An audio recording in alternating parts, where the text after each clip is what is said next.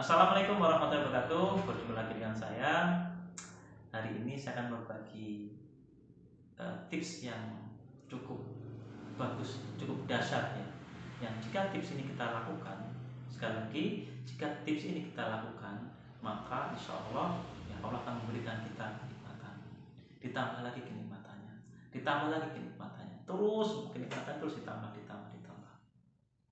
Nah, materi ini saya merujuk pada Quran surat Ibrahim ayat 7. Saya bacakan artinya, Jin. Sesungguhnya jika kamu bersyukur, ya, pasti kami akan menambah nikmatmu. Dan jika kamu mengingkarinya, maka sungguh azabku sangat pedih. Nah, itu artinya. Di ayat ini Allah menerangkan, wahai manusia, kalau kamu bersyukur, maka aku akan tambah nikmat kepadamu, kata Allah. Ya, ini janji Allah loh ya.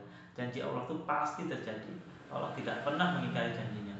Jika kita bersyukur, maka Allah akan menambahkan kenikmatan bagi kita.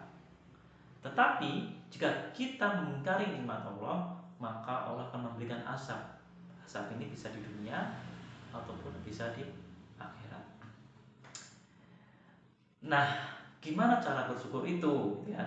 Pertama, cara bersyukur itu adalah kita perlu menyisihkan sebagian penghasilan kita minimal 22,5% untuk kita zakatkan, atau ditambah 5% ya, 2,5% zakat, 2,5% itu untuk infak dan sedekah, atau lebih ditingkatkan lagi.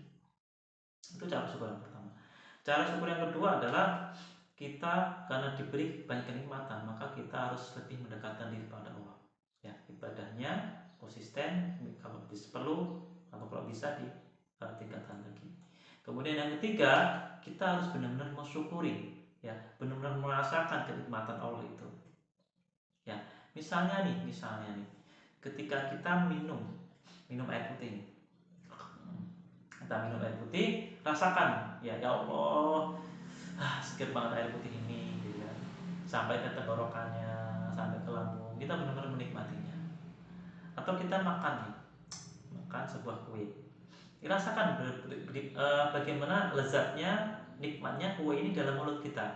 Ketika kita mengunyah kue ini, kita merasakan manisnya atau asinnya, terus itu syukuri, ya Allah, alhamdulillah, ya saya bisa menikmati kue ini. Contoh yang lain misalnya, ketika sobat naik motor, ya, dia naik motor, rasakan ketika sobat naik motor, ya Allah, alhamdulillah, ya, Engkau menitipkan motor ini untukku sehingga aku kemana-mana bisa lebih cepat. Atau bagi sobat yang diberikan rezeki lebih, memiliki mobil, ketika naik mobil rasakan, ya Allah, alhamdulillah, Engkau menitipkanku mobil ini sehingga aku bisa jalan kemana saja tanpa khawatir hujan, panas, dan lain-lain. Itu rasa syukur. Ada lagi, ya, misalnya ketika para ibu-ibu nih mencuci piring, airnya ngalir, ya, syukuri, ya Allah, airnya bisa mengalir loh. Ya, coba kalau airnya berhenti bagaimana? Alhamdulillah, Allah berikan aku rumah, ya, sehingga aku bisa tidur dengan nyaman di rumah. Gitu. Atau ya alhamdulillah, ya Allah, ketika kita melihat sesuatu, mataku masih bisa melihat dengan normal, ya, telingaku masih bisa mendengar dengan normal. Alhamdulillah, syukur banget kepada Allah. Ini adalah cara-cara mensyukuri nikmat Allah.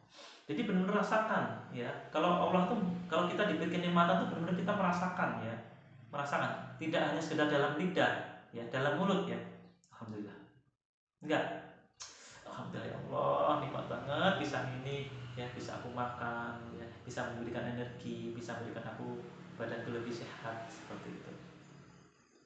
Nah, kemudian juga rasa syukur juga yang perlu kita biasakan adalah ketika kita menjelang tidur atau bangun tidur, akses kita adalah rasa syukur.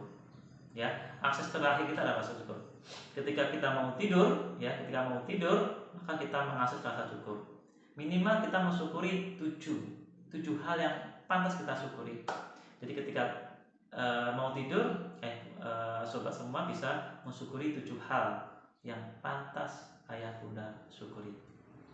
Kemudian ketika bangun tidur, akses juga ya. Akses yang pertama kali adalah rasa syukur. Syukuri 7 hal yang pantas disyukuri. Nah, insya Allah ketika kita menjadi sosok yang pandai bersyukur, maka Allah akan berikan kenikmatan. Allah akan tambahkan lagi kenikmatan lagi, tambah lagi kenikmatan lagi, tambah lagi kenikmatan lagi. Itu kuncinya di situ. Nah, bagi orang yang mengeluh nih ya, bagi orang yang mengeluh itu adalah tanda orang sulit untuk bersyukur. Kalau orang yang sudah pandai bersyukur, maka dia akan sulit mengeluh. Apa yang dia keluhkan, semua adalah kenikmatan. Apa yang dia keluhkan, bahwa dia mendapatkan kenikmatan itu. Ya, jadi kuncinya adalah kalau kita ingin Allah memberikan terus kenikmatan, ditambah kenikmatannya, lagi kenikmatannya, maka kita harus pandai-pandai bersyukur. Terima kasih. Assalamualaikum warahmatullahi wabarakatuh.